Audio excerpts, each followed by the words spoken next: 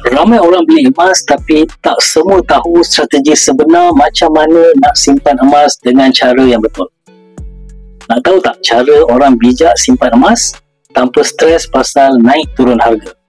Kalau anda belum cukup simpanan kecemasan 6 bulan pendapatan, jangan terus fikir pasal pelaburan.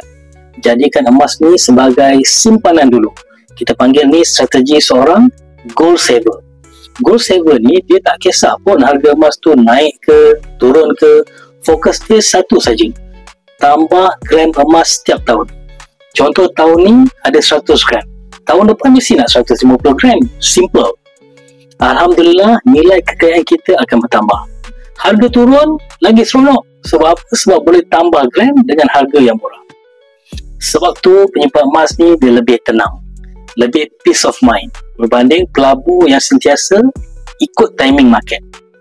Kalau anda rasa anda sesuai untuk jadi penyimpan emas dan nak mula menabung dengan strategi yang betul dan patuh syariah, isi beg biru ataupun klik link di bio dan insyaAllah saya akan bantu anda untuk daftar akaun Public Gold secara percuma dan guide anda bagaimana untuk menjadi penyimpan emas yang bijak.